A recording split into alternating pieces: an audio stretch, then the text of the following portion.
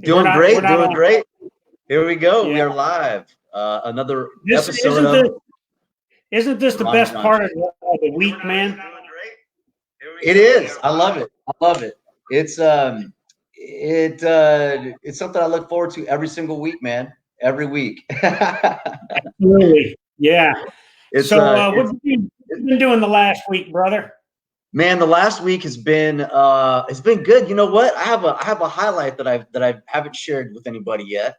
Let's do it, man. You remember we had Griff on the show from Combat Flip-Flops. Combat Flip-Flops, yeah. Yep. So it was his birthday on Saturday. Okay. So he of course wanted the Blaxican Grill to come out and show its love, right?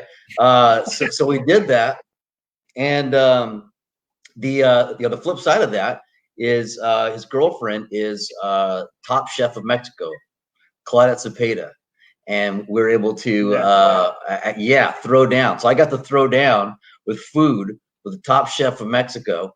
We made a Rainier beer butt chicken that I took chorizo and I stuffed between the skin and the meat, and then we braised it with this matcha sauce. Man, it was fantastic. So it was that was the highlight of the weekend. Of course, obviously Memorial Day got us right up the grill for the fall and everything. How was your weekend and week leading up to this here, brother? Brother, I was busy, man. I was doing a lot of stuff on media. I was on WTF Nation Radio. I went on Fox News to talk about Memorial Day and veteran suicide. Newsmax. And CBS affiliate in Peoria, Illinois. Shout out to my man, Dan Stambaugh, and Dan's Tow Bar back in Peoria. And today, the highlight, brother, today I sent a message to 150,000 high school graduating seniors that have elected to join the United States military, and just really welcome them to their next adventure, man. So it's been busy, but it's been fun. Got time to get out and shoot. Put some rounds down range, and I saw you out there. You're ripping it up with the SIG. Oh yeah. So I want to make sure that if anybody wants to, first of all, they got to get through the gating community. They got to get through, the security system and the cameras. But if they get through all of that, they got to know that from the longest hallway, and you've seen my hallway, brother. Oh yeah. I can put two in their chest, no problem. So.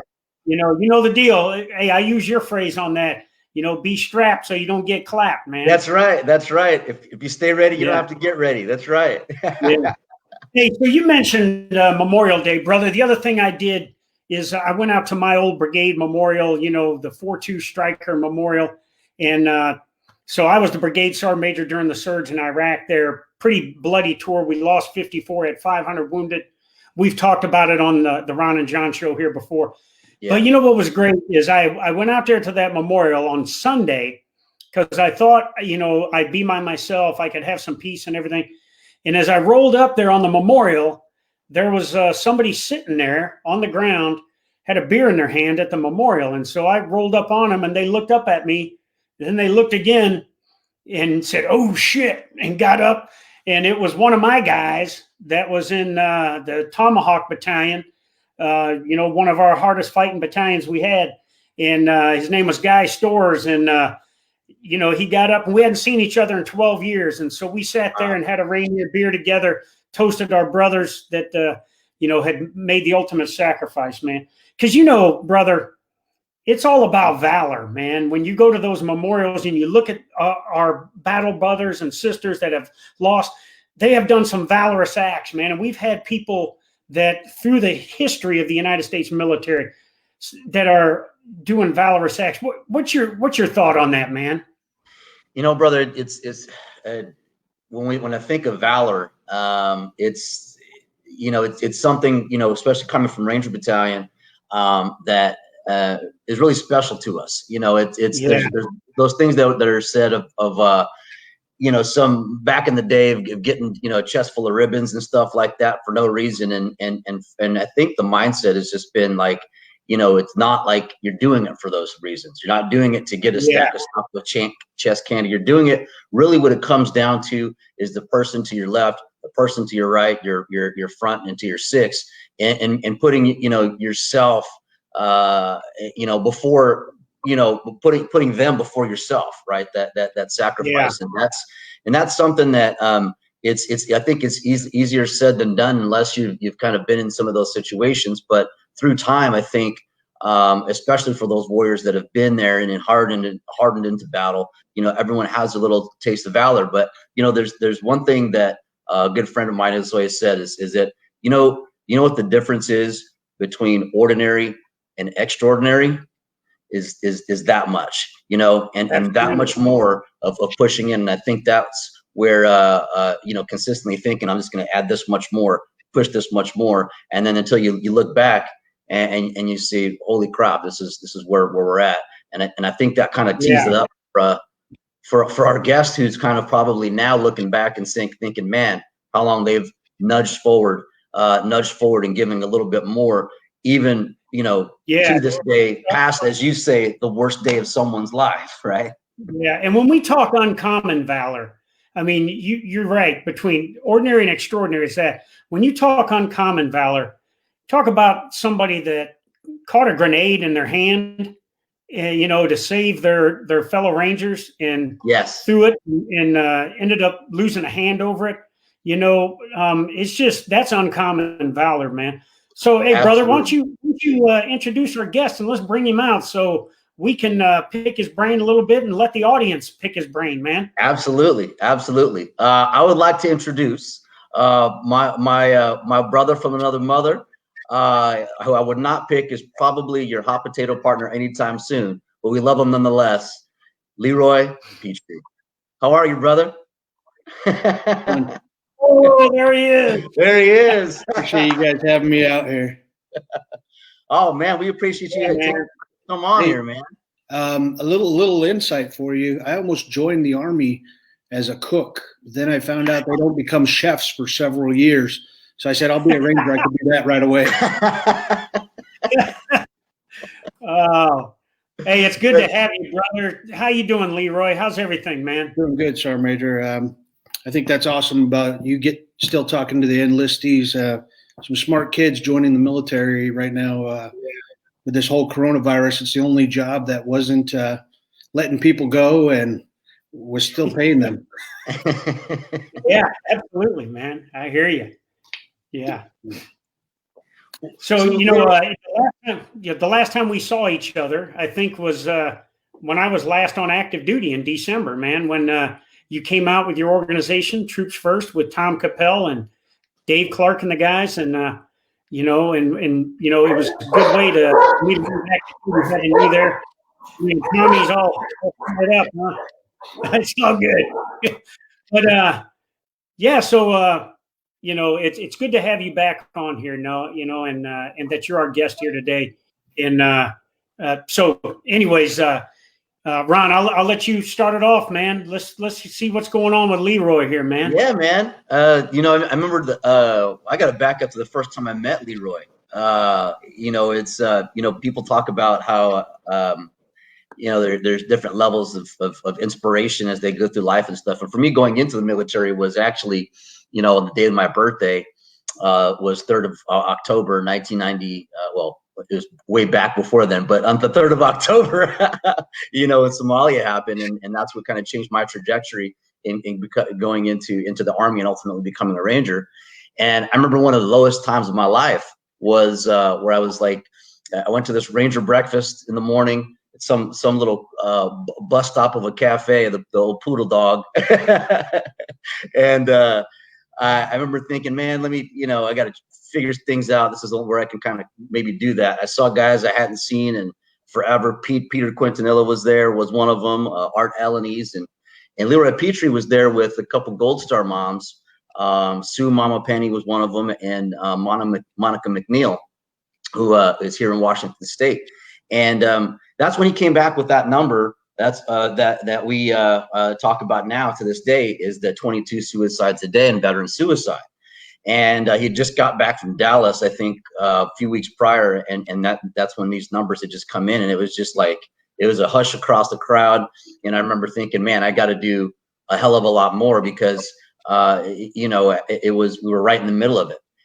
And so you probably know this until then now, Leroy, but man, that's really what seeing you there and then and you talking to everybody really got me to kind of get my shit together and change the trajectory of to what a part of what we're doing today and with me. So man, just because for you to keep charging on and continuing to support so much longer after service, it's awesome, man. So and I know you probably are still continuing on with a lot of those objectives that you had back then. So what's good in your neighborhood these days? Everything. I think it's everything that we all need, that little bit of inspiration. And when we think we're on top, there's still other people that inspire us. And when we think we're at the bottom, we just need to look around for that inspiration. And speaking of that breakfast, there was one guy there that day who just got on, Matt Waters.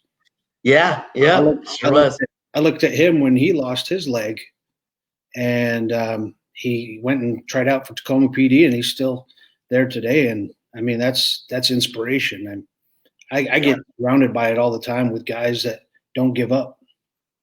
Yeah. It's I know Maddie as well, and I remember I brought him along with me to speak at an engagement, and to hear him tell his story. And one line that I just always rings in my head is, you can't get to the side seat. He's got the RoboCop leg, right? He walks up there and he's just like, yeah, play kickball with an RPG, So, but continuing on what he's doing is awesome. Yeah. Hey, Leroy, one of the things that I've really taken on since I retired is getting after this veteran suicide. And, right before we came on air, I just got word that another one of my guys from the surge in Iraq succumbed to the inner demons. And so your thoughts on how we get after this and continue. I'm working hard, and Ron and I both are getting after, awareness of PTSD, TBI, and depression, and also getting after, employment for veterans. What are your thoughts, man? I think, Memorial Day, that just happened to be the date of my action in 2008. And we celebrate it remembering those who paid the ultimate sacrifice. And right now, our suicides for GWOT are higher than the people that we've lost overseas. And so that number is just insane. And I just lost a few of my friends in the past month to suicide, and it's tough. We all face adversity in our lives, and losing my hand, it was the people around me that pushed me through rehab, the Rangers that didn't let me down. They treated me just like I was normal. And then I recently went through some struggles myself with alcohol, and what I realized is that I had physical courage my entire life. I wasn't afraid to do anything. Hey, go jump off that bridge. Okay. Hey, go do this. Go do that. I wasn't afraid. I was smart about it, but I wasn't afraid. But the one thing that I lacked was emotional courage. And that was, I had a great support network, and I wasn't honest with them. I didn't tell them things that were bothering me, things that I was having issues with. I turned to the bottle, and I thought I could drown it. And it turned out to be drowning it too often, too much. And I thought about those guys that I had lost that were on the edge of the top of a building. And I tell folks all the time, all alcohol does is supersize your emotions. When you're young, you're at a party and you're having a great time and you're positive. It's like, hey, man, I love you. We're going to be friends forever.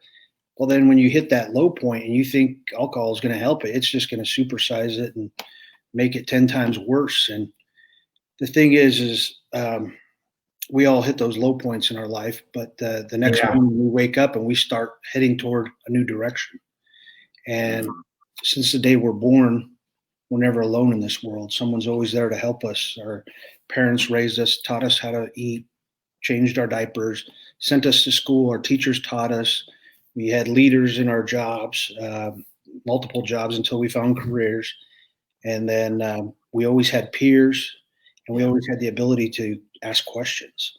And that's the thing, is to never think that you're alone out there, and always ask questions. I'm the first one to say, hey, there's no stupid question, because if I don't know the answer, I'm going to ask it. Sure. I think one of the, Roy, I think, and I'd ask you for your opinion. I think, I said something a couple years ago, to kind of fire the troops up, surrender or die, and said, hey, we're going to beat the enemy to death with an entrenching tool if we have to. But I think as macho as that kind of language is, we still have to have a macho kind of attitude towards I need help in the military. And I think that the stigma is alive and well. And until we approach it the same way, I think we're still going to have that problem with people not wanting to come out and get help. I tell you, I never felt so good in my life until I was honest with others, and I didn't try to hide things. And when I was seeing 3 counselors at one point, because if one wasn't available, I'd go to the next one and go to the next one. And that whole thing with the problem with the VA, with appointments or wherever, if you can't find it one place, keep going and finding it. It's like supply. Hey, we don't have any more TP or 100-mile-an-hour tape. Well, that's not going to let me stop the mission. I'm going to go find it. Yeah. Anyway, sometimes I'd go into these counselors and just vent for 30 minutes. And they'd say, well, and I said, oh, I don't need you to say anything. I just need to get that out there. And it's healthy for your mental strength. And that's the one thing we expect our veterans and service members to be: physical, mentally, and emotionally, meaning family or friends, whatever. One of those things are out of whack, you're not going to be 100% for the people to your left. Sure. Yeah. That's what we need to do. Yeah. I agree. There, when you talk about the GWAT numbers, I remember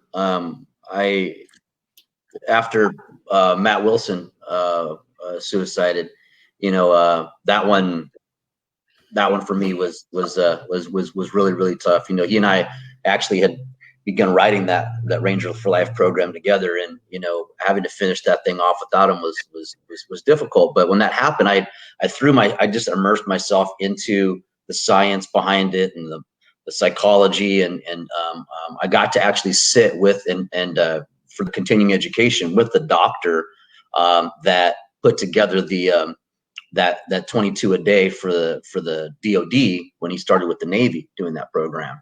And the statistical data that they show was in 2002, 2003 is when that was a huge spike, right, in veteran suicides. I mean, you can see the number is just like wide open, and then it's been that consistent across the board. And what was disturbing though about those numbers was that it was the aging veterans that were the highest risk.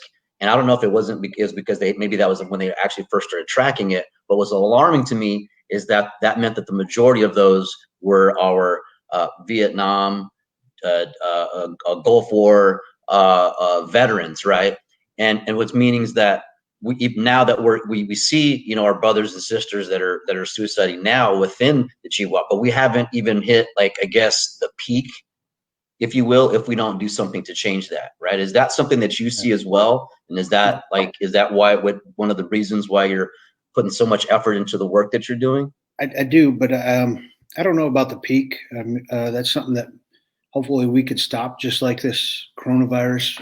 Yeah. Everybody says we haven't peaked out. Well, it's up to us to slow it down and to stop it, and the best we can. But with the Vietnam veterans, I saw the same thing. The highest numbers were in their generation, and I look around, and it still kind of gets me today that there's tons of support for our younger generation, and for a lot of those folks that had to fight an unpopular war, come back to an ungrateful country. They saw all this, and part of them, I think, were happy for our younger generation, but then they look back and they say, well, where was that for me? And there's still nothing for me. Yeah, people are recognizing me now, but I got no support really. And that's when they need to really look around and say, hey, you still have the support of your brothers in arms.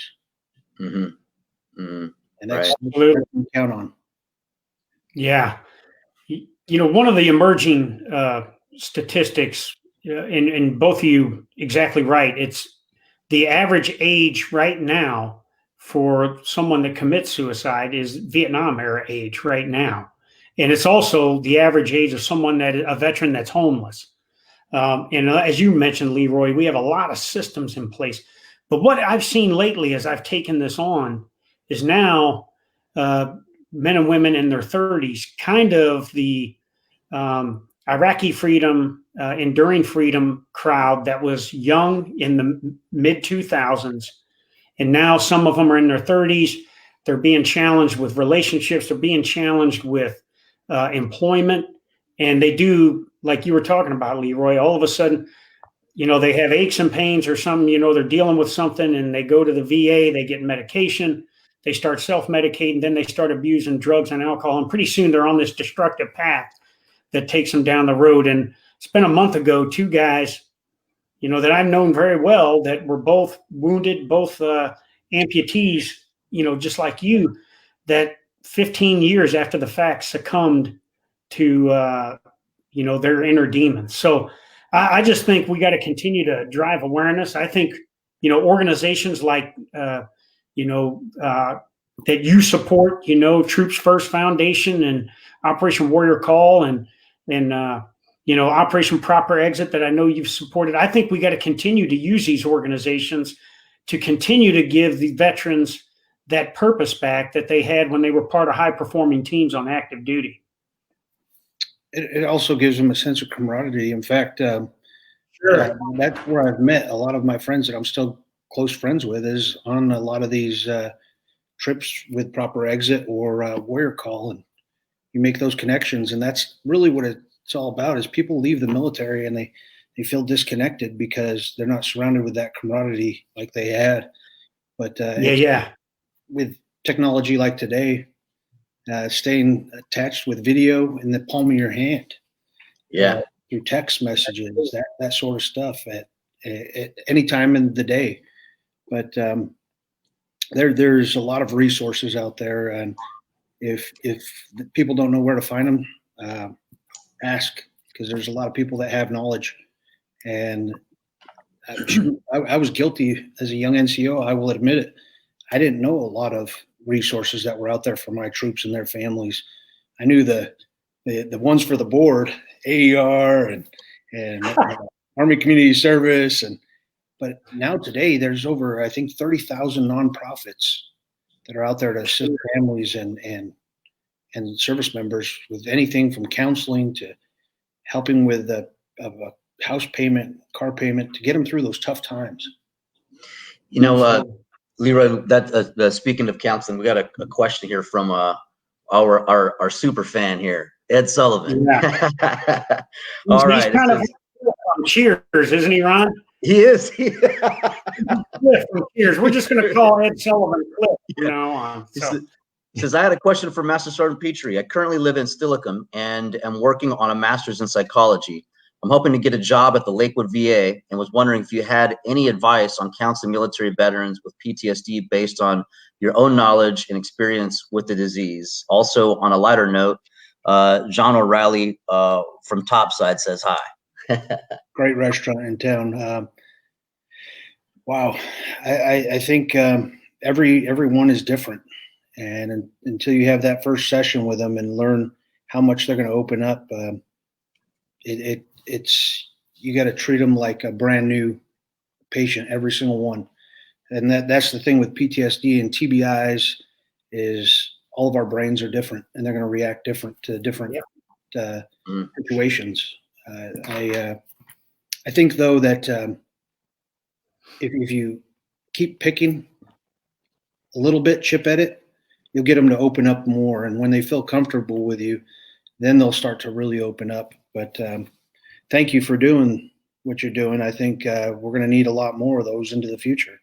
Yeah.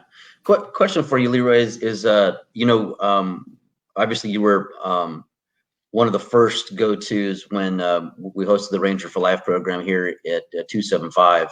And, you remember when you said, we were talking about who should attend, and you looked me dead in the eye. You said, everybody. You know, everybody should be here. And you're right, because there's so many challenges that we don't even think about, whether they're private or, you know. I just counseled someone that was just hit E4. He's been in 2 years and getting out in 2.5 years, right?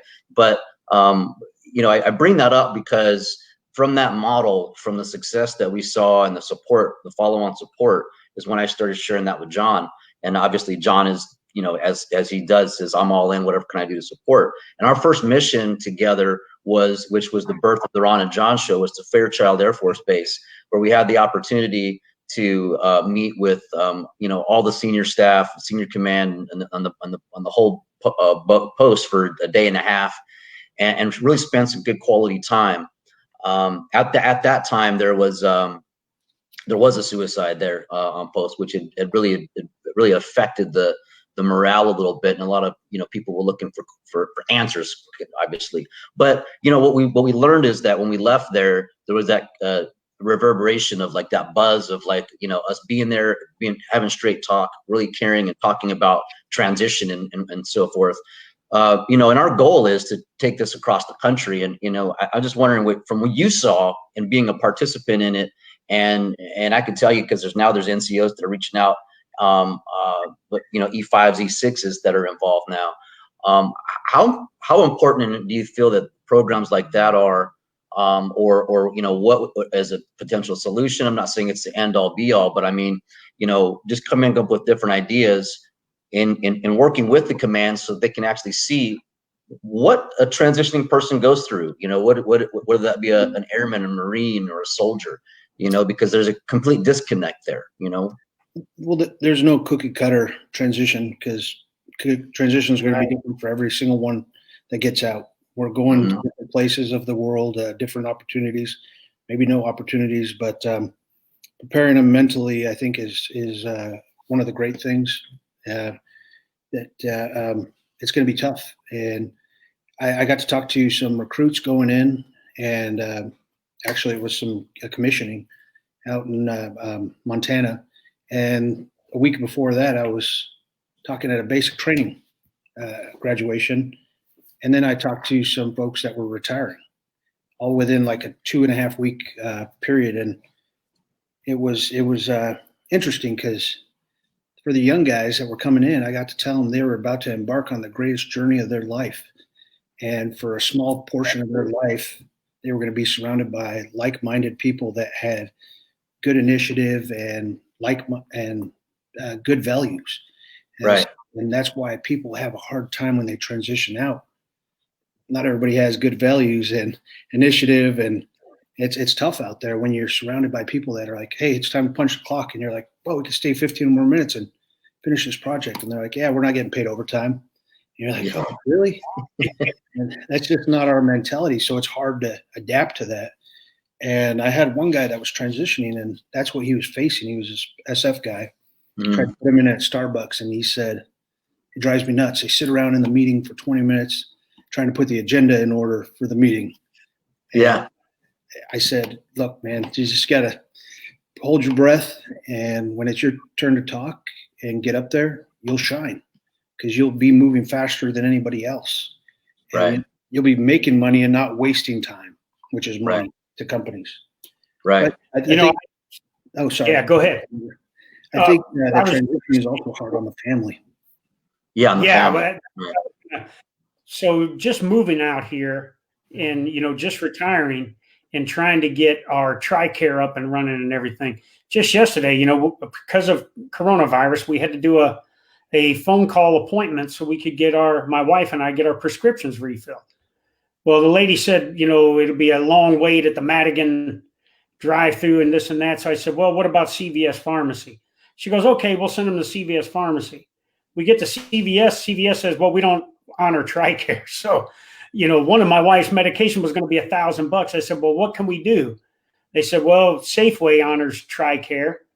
So I had to go to Safeway and get Safeway to try and talk to CVS to get our prescriptions over there.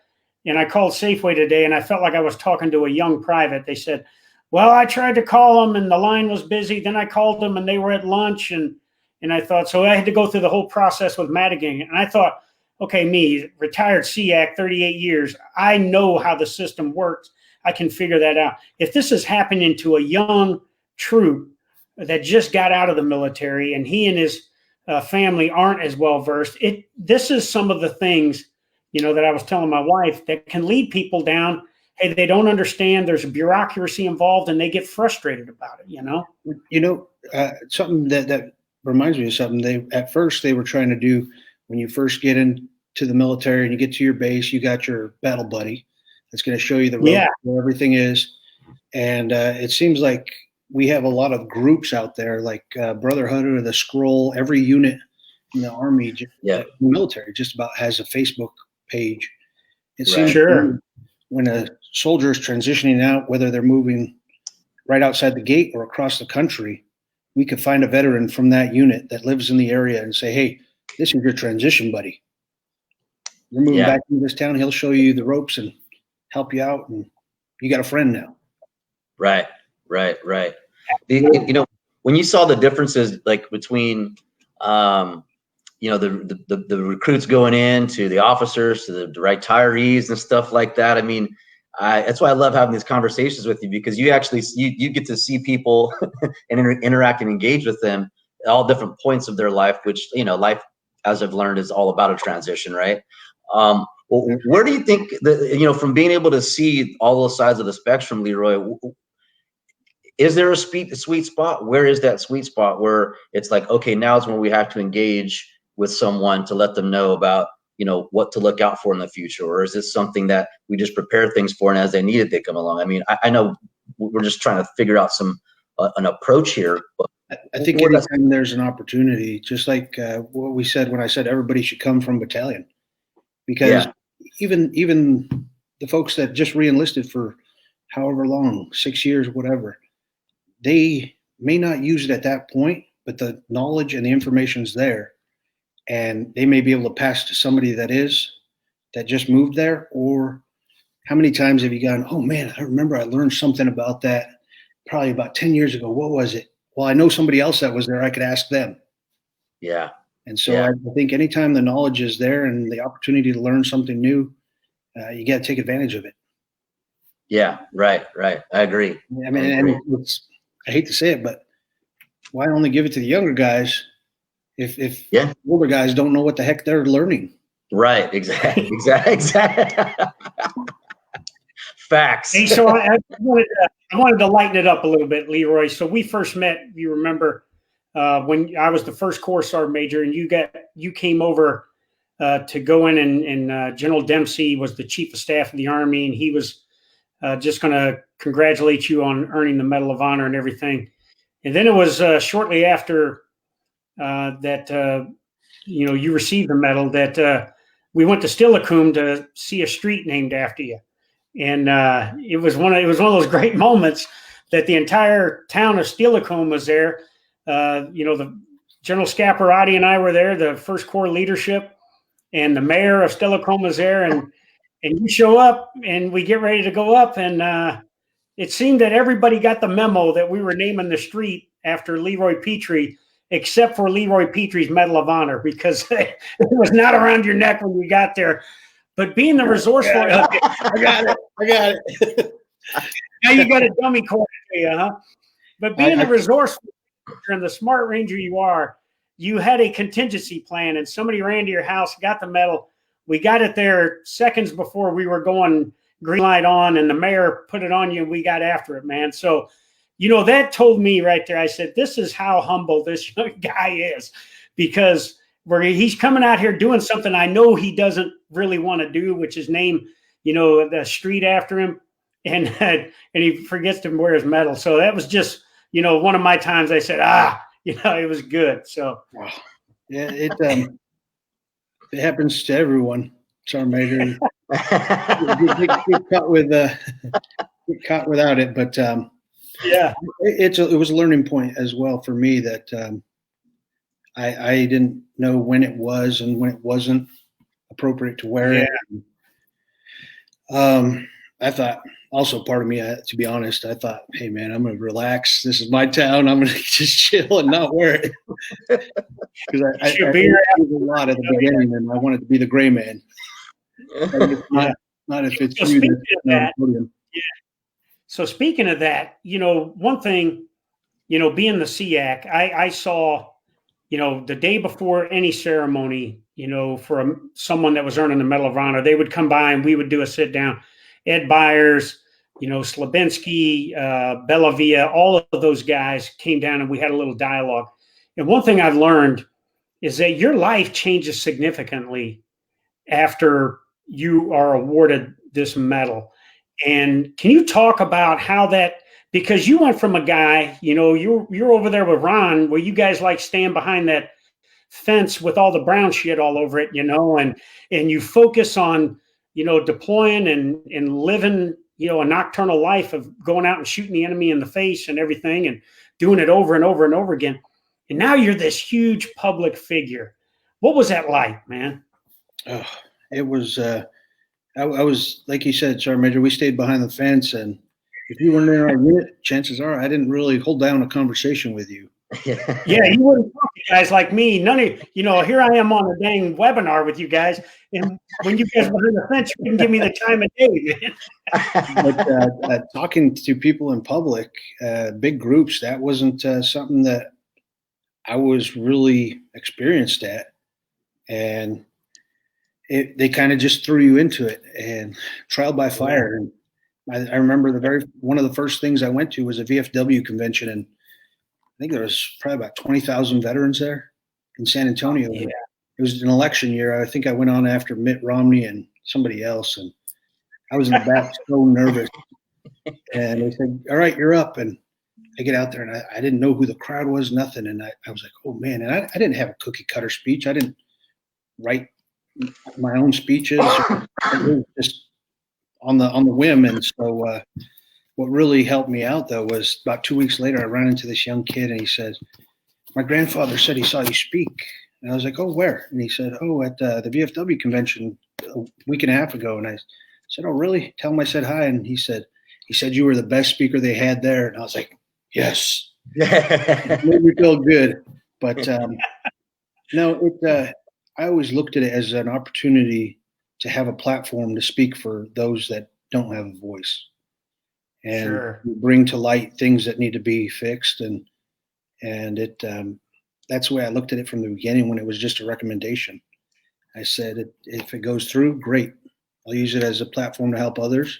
If it doesn't go through, then I got the job I love that I'm still doing. And I think the most important thing is what my son said at an interview a couple days after the ceremony. He said, 7 years old, he said, they asked him, it was live on Good Morning America. They said, how do you feel about your dad receiving the medal, going to the White House and meeting the president? And I looked over and I was like, oh, crap. What's he gonna say? And he sat up a little straighter, took a deep breath, and he said, I'm really proud of my dad, but I'm more happy that he saved some of his buddies and they're still alive. And oh, wow. That's what I thought about, is that this world, it's not about us. It's about the people around us, because as humans, that's our most precious resource is time. You can't buy more of it. You don't know how much you have, and when it's gone, you can't get it back. And so I take the time every day to try to better myself and others around me to make a difference, because we all want to live in good communities. And I love POTUS, Make America Great Again, but it doesn't start at an executive level. It starts with us at the local level. Absolutely. Just like this suicides, it's not going to start from the top down. It's going to start from guys taking care of the people around them, checking on people in your neighborhood, in your communities. Mm-hmm. So talking about that, and when you say checking on people, you've been, huge advocate. I mean, I see you all the time posting on about, Operation Warrior Call. Can you just share a little bit about Operation Warrior Call? What it is we went to a suicide prevention convention. I think it was like 4 years ago now. And it was a lot of colleges there, a lot of statistics, a lot of research.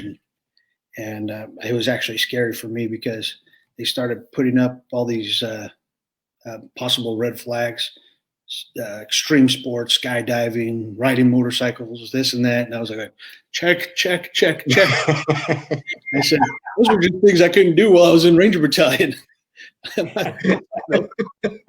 But that's why it's hard to notice what the changes are. But what we noticed is that we had a lot of resources. And Rick Kell, the founder of the foundation, he talks about it a lot. We have many resources to help folks with just about everything. And the ones that we were losing were the ones that aren't checking in, calling into a facility or walking into a facility and saying, I need help. And so they're isolating themselves. And we said, how do we find those people that are isolated, that aren't reaching out for help? And it's no more than asking everyone to be involved, civilians, veterans, whoever, to make a call, check on them, to take a call, answer their call when they call you, and be honest. Have that honest dialogue about, hey, how you doing? No, really, how you doing? And open up. And if they need help, try and find them some help. Mm-hmm. Mm-hmm. And I think that is it's tough because you'll never have statistics that says, here's how many people we saved, because you don't know how many you save. But we will always know how many we lose. And if we could drop that number, then we're succeeding. Right. You know, I remember Pete Quintanilla, he had just gotten back from one of his trips. And I think it was, I want to say it was because there was a few of suicides that happened kind of in that same short period of time. One of them was his trips. He goes on a lot.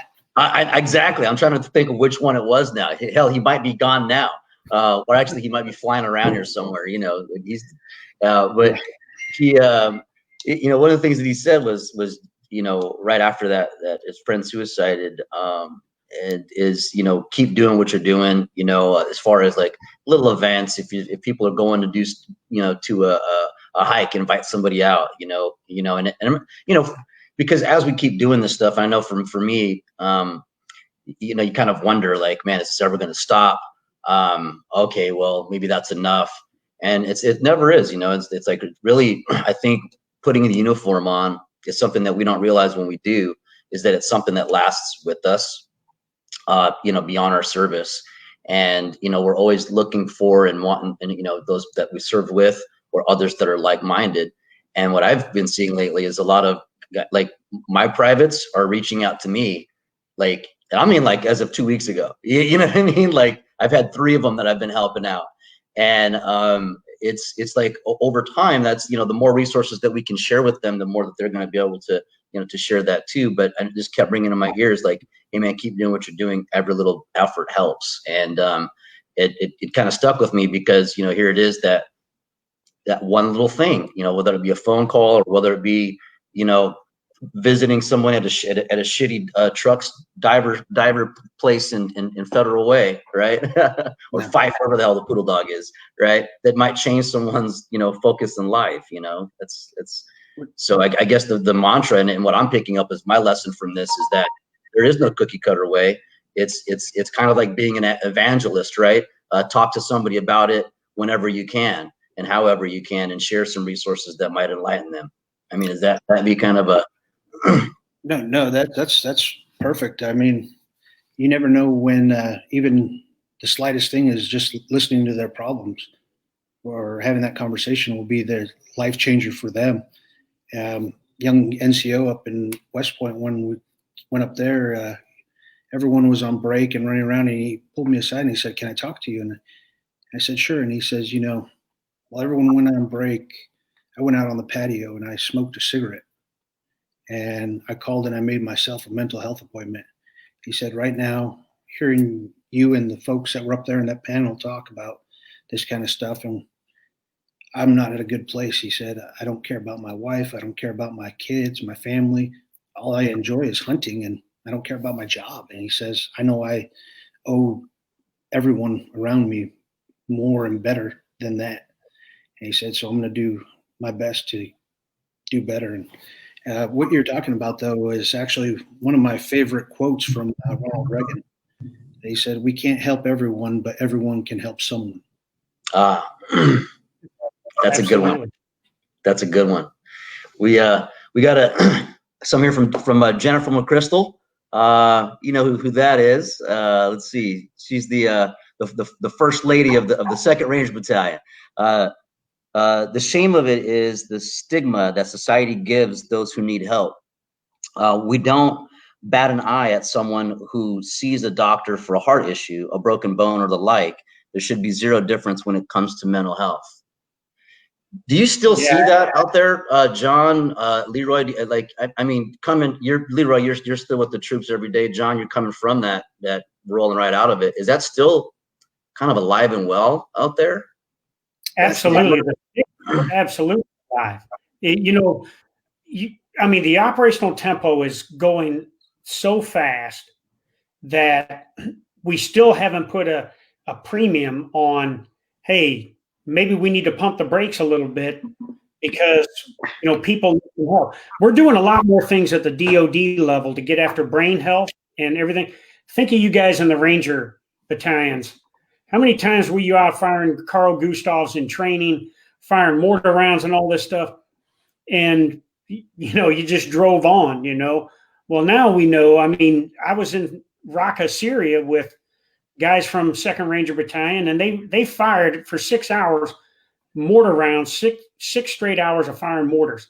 Think of what that's doing to the brain. And as Leroy said, everybody's brain is different. So, you know, I think we got to continue to get after this stuff. And until it permeates from the strategic level down to the tactical level and back up, we won't all be rowing in the same direction. Your thoughts, Leroy? Well, you start stacking up those TBIs, and prior to joining the military, I mean, minor TBIs, you could have had 50 minor concussions as a teenager. I know I had a head full of staples and stitches as a young kid, and it just grew from there. But I think it is a stigma. I think that's still out there. I don't think anybody should be afraid of going to seek mental health. Absolutely. The hardest, the only one, the group that I think is the hardest to get that past is the flight crews, because they feel like if they go there, they're going to lose their flight status, and then they can't do anything. Yeah. And that's tough. But I talk to a lot of warrants that get out of the military, and I ask them, are you going to go fly commercial helicopters? And they're like, no. They're like, I wouldn't fly commercial ever. And I said, why not? And they said, because I can't trust the crew. And my crew in the military took care of that aircraft better than anything. They said, I can't do that in the civilian world. Yeah. That's the thing, is that even the flight crews, they're going to find different jobs outside the military.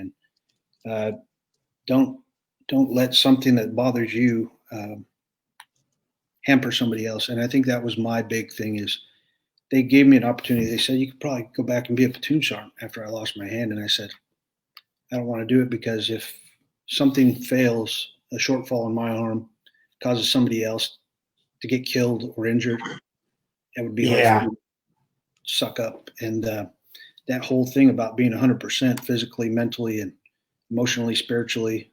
Yeah. If you're not at 100%, that I tell folks all the time, when I joined the military, it was be all you can be, not for yourself, for the people to your left and your right.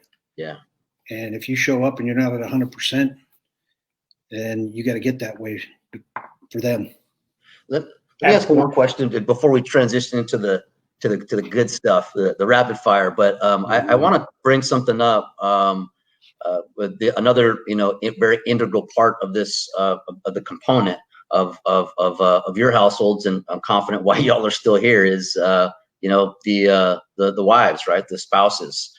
You know, what my question then would be, because you know they've seen both of you, you know, from a person you were before to the person you were at some point to the person you are now.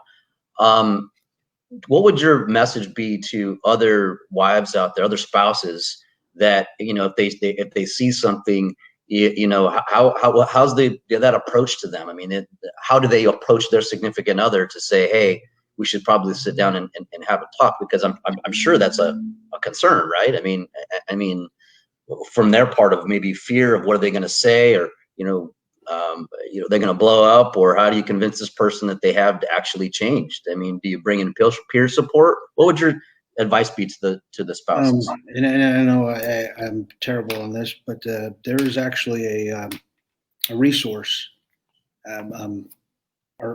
Well, he didn't get reelected this year, but a state congressman that lives here in town, he does a lot of stuff with them. They're an advertising company, and what they were doing was putting together an online resource that spouses, civilians, could get on there and say, even mothers, fathers, whatever, my son hasn't been acting right. He's a veteran. I don't know if he has PTSD, and they could log onto this website, and it has actual videos on the topic, local resources in all the regions across the globe to say, hey, if they need to get help and they don't want to go to their military side, here's these civilian ones. And I got to find you. I owe you that. I'll get you the contact for that. We'll post it up on our show site when we get it, though. That's important because most folks don't know what to do, and it's anything that's out of the norm. Yeah, right. And I would, I say that, and what I've seen in my experience is that it has been the spouse, the ex-wife or the ex-girlfriend that blows that whistle, that pops that flare. And even though they might be a position where it's too far gone for them to be in a relationship again, but they still care. They've seen where they were before, and they don't like where they're at, and they're concerned. They are worried, and I'm a huge fan of creating some resources and dialogue that these spouses could have. And I know there's a number that have approached me, hey, so and so's not doing so well. What do we, how do we approach that? And but even with that, even their peers, if they don't know how to approach them, then what do they do? So I think we just keep talking about it. We have to keep having this dialogue and this conversation to where it becomes almost normal. I would recommend counseling. It's easier with a spouse than a buddy. Hey, let's go to counseling together. Yeah. No, but it is. It's kind of like that intervention. You start doing that couples counseling, and then you start thinking about those things. Hey, sometimes you do this, and sometimes I do that, and that's just healthy in general. All couples, Sergeant Major, you could probably say this, attest to this, that it's work. It's not easy to last years. It's easy to throw in the towel and quit. It's harder to make it work. Yeah. I'm just going to throw this out here real quick from Bianca. Let me see. Bianca says, military spouse here, and I would like to say I know the FRG has a bad rap. However, you need your tribe to live this military life. I've experienced this firsthand from other wives, and thankfully they came to me. We were able to get the message up to the chain quickly to find resources for the soldier. That's awesome. That's a big. And I'll tell you one thing. I don't get along with every other Medal of Honor recipient. But when we go to conventions, I hang around with the ones that I do. Yeah. And that's what you do, is you go there and you get the good stuff and you be around the good people. Right. And if you have issues in the FRG and they can't be resolved, go there for the good parts. Right. Eat the meat and spit the bones, as they say, right? The one that you missed might be the one that you missed out on an opportunity to help yourself or someone else. Absolutely. Well, John. So since you brought that up, I got to ask, as we start rapid fire here on the Ron and John Show, brought to you by Veterans Lending Group. So I've met a lot of Medal of Honor recipients in my career, and I've met a lot of colorful ones. And one that is very colorful to me was when I was the post command sergeant major at Fort Knox, Kentucky, and he lives in Kentucky. He was a Vietnam era Medal of Honor recipient. He only spent 19 months in the military, and all of it in Vietnam after his recruit training. And he left the military as an E1. And when he got nominated for the medal and approved, they had to put staff sergeant on him. I'm talking about a guy named Don Jenkins, who was someone that I highly respect because he's a fierce warrior, but is one of the most colorful individuals I've ever met, you know, and in action, apparently the night before, listening to him tell the story, him and some of his comrades had got into some homemade hooch, moonshine, and got all tanked up. And that morning they went in front of the battalion commander and all received field grade Article 15s. And then they had to go out on mission onto the target where he ended up doing all of this heroic and valorous stuff. So I guess my question is, the colorful ones, you know, like Don, you know, how is that relationship with when you all come together in the Medal of Honor Society? As you said, you know, some of them, you know, there might be some tension there, but especially the colorful guys that aren't afraid to, you know, speak their mind and everything. So how is that, man? Oh, it's like a marriage. We have our quarrels, and we try to break things up before they get out of control. But yeah, it's like, I mean, it's just like being with the guys. No matter what generation, it's still that closeness, that tightness that you had in the military. That I'm like, wow.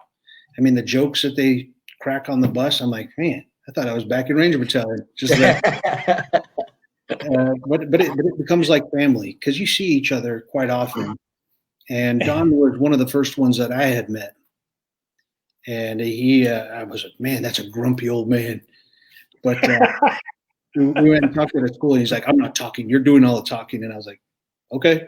And over the years, though, he's opened up, and he's gotten a lot better. And I saw the same thing with a Marine, Pittman. Yeah. He passed away a couple of years ago, but man, I thought that guy was a huge a-hole when I met him. I was like, man, that guy is mean as hell. And then I went and visited him while he was getting one of his legs. He was going in I forget what he had wrong, but they were going to amputate a toe or two. And he woke up out of surgery, and they ended up amputating his leg just below the knee. Oh, and wow. I went to go visit him in California, and I was shocked. He was so nice, and he was nice to the nurses. And I was like, man, they should have cut off his leg a long time ago. But no, it's interesting because they're all walks of life. One of the guys I met, he's out in Wisconsin. He lost his left hand, and he wears a hook. He prefers the hook. I saw him riding a motorcycle, and he inspired me. I was like, well, if he could ride it with a hook, I got a nice prosthetic hand. I'm sure I could do it. But we all support each other. And that's the thing that we try to do. Yeah. Says Matt Chris here says, ultimately, I love you all. Leadership does not stop when the uniform comes off. It's a lifelong commitment to those who have led. Absolutely, Matt. Well, I'm going to switch it up here, John, if you don't mind, as we're winding up here. So Leroy was on, obviously, you know, besides his celebrity status, he also has an IMDb credit for being in a movie. Range 15, right? Oh yeah. Now that with you got, you know, characters like you know, Matt Best, Vincent Rocco Vargas, to name a few. I mean, William Shatner on that show. What was it looked like you had a ton of fun. What was your most memorable moment on that? Because I know it's going to be something hilarious. The blow up doll. I don't know. What do you got? Well, I agreed to it a year before. They didn't send me a script, nothing. But I said, yeah, I'll support you guys. There's guys I worked with, and they're veterans making a movie, and 4 veterans in military. And I got there, and they still didn't see a script, and my part's coming up, and they said, well, here's your lines, or you could say something like that. And I was like, okay. And they told me the next day I'd be filming the next part where I lose my hand, my left arm. And I just remember it hit me emotionally. I don't know why. I knew I wasn't really losing my left hand, but I thought I thought about it. I was like, man, that's gonna suck. Right. And I find myself today still thinking about that every now and then. That I'll be working on the car or something, and every scratch or cut that I get on my hand, I'm like, man, that's my only one left. I got to make this thing last at least another 60 years. Right. But I think that was probably the biggest thing, was not knowing about it. But even then, I was just there for my part, and I never saw the script. And so I was in D.C. when they were premiering it, and somebody had bought tickets out here in Auburn, and so I bought tickets for my whole family. Like I said, I only saw my part. I didn't know what the rest of the movie was about. And I took my whole family, and I go, not a kid's movie. But, my youngest son, actually, he understood all the military humor, and so it was neat to see that people say, "Hey, I want to do this. I'm going to do it, and not quit, and give it 100%." And I'll tell you what, it was exhausting. I watched them every day. I thought I was going to get to hang out. It was 4 a.m. till 11 o'clock at night for 3 days. I didn't even get to hang out. It was work. Wow. That's what you do on a budget. Yeah. Make everything count. Yeah. What you got for him, John?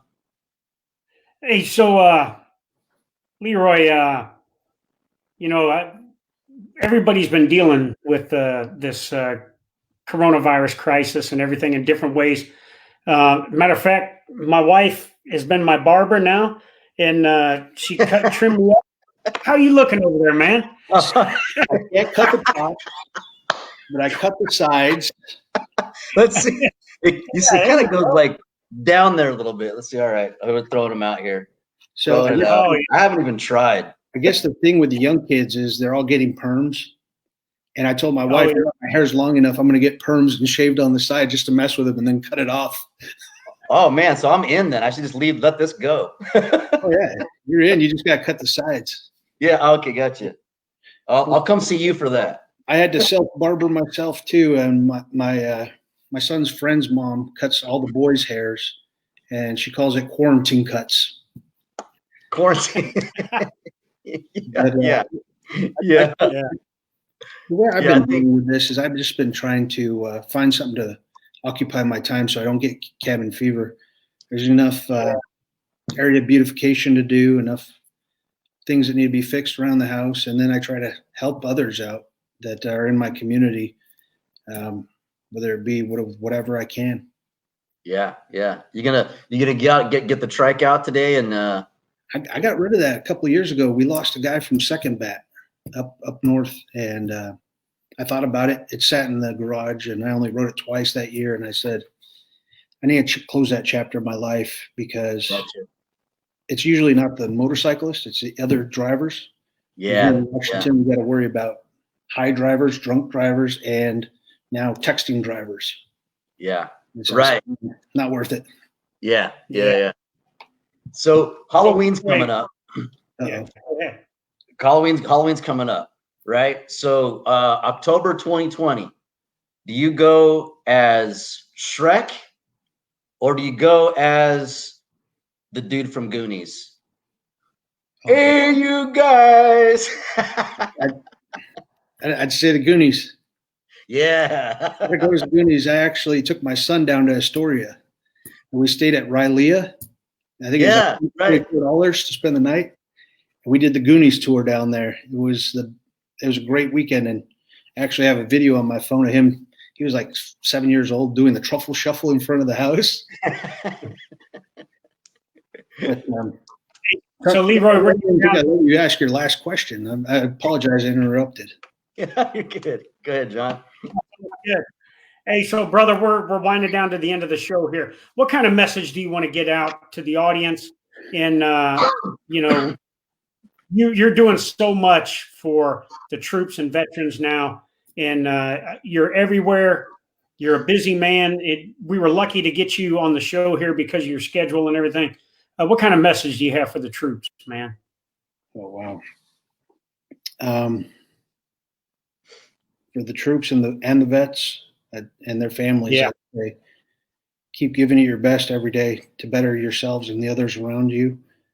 Thank you from my family. I was grateful. That's why I chose to serve, as I knew others served before me, and I wanted to give just a little bit back. And I found out I loved it, and I wanted to stay as long as I could. And you all are doing that for us now, that we get to stay safe because you guys are still training and deploying and making sure that no one's going to come get us in our backyard. And so I want to say thank you to you all for your sacrifices and your time and everything you do on a daily basis. And continue to better yourself and others. And don't forget, make a call, take a call, be honest. Another good resource, Vets for Warriors, full of veterans that'll answer the phone 24/7. That's awesome. Thank you, brother. Thank you, Sean. Thanks, Ron. Yeah, absolutely, man. Thank you for being here, Leroy. Man, it's always a pleasure to see you, man. I know even though it's a couple of glimpses of you here and there, man, we know how crazy your schedule is. Hopefully, we're looking forward to seeing your name on a ballot sometime in the future, hopefully. But you know, we're everyone's fingers are crossed on that stuff, man. I'm still trying to convince my wife to move to Texas. Yeah, right. Yeah, easier said than done, right? Yeah. Well, on behalf of all of Veterans Lending Group, I want to say again, thank you, Leroy. Really appreciate you. And as you all know, this episode and every episode of the Ron and John Show is brought to you by Veterans Lending Group. We are the special operations in VA financing. If there's anything that you need as far as refinance, cash out refinance, or a new purchase, or PCSing, ETSing, retiring, you can go wherever you go. Just look us up, and we're here to help you any way that we can. John Tsiak, what departing words do you have to say, brother, for the active troops, for the veterans, and for the spouses out there on this episode? Hey, I just echo what Leroy said. You know, we got to keep up the mission. We got to keep up the fight. Even though we're working through this coronavirus, there are still bad people out there that wish to do our nation harm and our allies harm, and we got to be prepared for it. And if you're a veteran out there, do exactly what Leroy said. There are people standing by to listen to you. And these are people that are going to be there to give you understanding, to help you get it back and repurposed and everything. And so reach out. And to the family, thank you for supporting your warrior. On that note, we'll catch you all next week. John, actually, I think we know what we got going on next week. Do you want to give a little quick sneak peek of who we have on next show? Yeah, we're going to have 2 senior veterans coming up next week. I don't want to give their names away yet. But one soldier, one Marine, and we're going to talk some more transition. We're going to talk some of the events in Washington, D.C. and stuff like that. So people have to tune in. Make sure you bring some crayons. Yeah. Hey, I'll tell tomorrow you said that. Oh, shoot. Yeah. Hey, Leroy, thank you. Thank you, Sergeant Major. Thanks, Leroy. I appreciate you, man. I love you, brother. All right. Thank you very much. Ron, my Ranger buddy, I'll see you next week, brother. Y'all take care. Week, brother. Peace out, everybody. Thanks for the John Show.